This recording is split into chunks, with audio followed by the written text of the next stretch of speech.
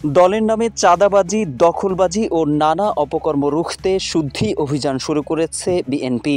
বিশেষ করে হাইব্রিড ও নব্য বিএনপি পরিচয়ে যেসব ব্যক্তি তৃণমূল থেকে কেন্দ্র পর্যন্ত কোন্দল এবং বিশৃঙ্খলা করছে তাদের বিরুদ্ধে চালানো হবে এ অভিযান। বিএনপির একাধিক সূত্র এ তথ্য নিশ্চিত করেছে। হাইকমান্ডের নির্দেশে ইতোমধ্যে ইউনিয়ন থেকে জেলা পর্যায় পর্যন্ত কমিটিগুলোর যাচাই বাছাই শুরু হয়েছে।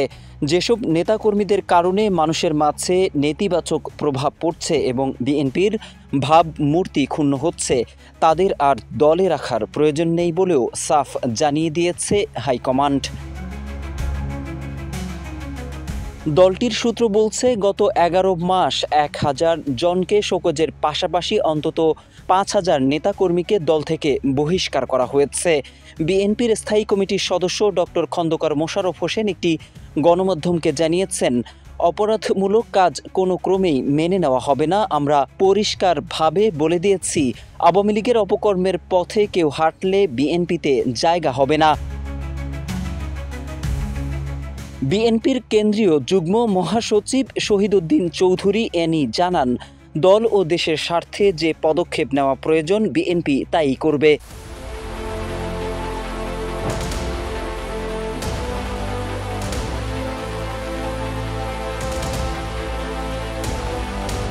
বিএনপির এই শীর্ষ নেতা যোগ করেন, ৫ আগস্টের আগের বিএনপি আর পরের বিএনপি এক নয়, তাই যারা অপকর্মে লিপ্ত তাদের বিরুদ্ধে ব্যবস্থা নেওয়া হবে।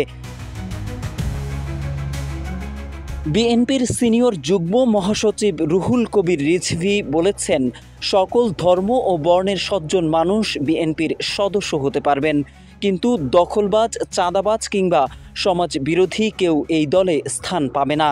তিনি বলেন, অরাজকতা, বিশৃঙ্খলা সৃষ্টিকারীদের বিরুদ্ধে যখনই দল অবহিত হয়েছে, সাংগঠনিক ব্যবস্থা গ্রহণ করতে দ্বিধা করেনি।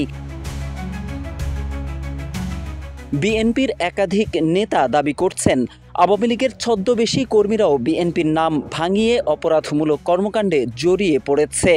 এমনকি পুশ ইন কৌশলে বিভিন্ন এলাকায় সরকারপন্থীদের বিএনপিতে ঢুকিয়ে অপকর্মে ব্যবহার করা হচ্ছে বলেও অভিযোগ এসেছে। তদন্তে এসবের প্রমাণও পেয়েছে বিএনপি। তবে বিএনপির নেতারা এটাও বলছেন, দলের ভাবমূর্তি ক্ষুণ্ণ করতে একটি চক্র পরিকল্পিতভাবে মিথ্যা তথ্য ছড়াচ্ছে। তবুও হাইকমান্ডের অবস্থান পরিষ্কার, দলের ভাবমূর্তির প্রশ্নে আপোষ নয়। মোহাম্মদ সাইফুল ইসলাম, বাংলা নিউজ।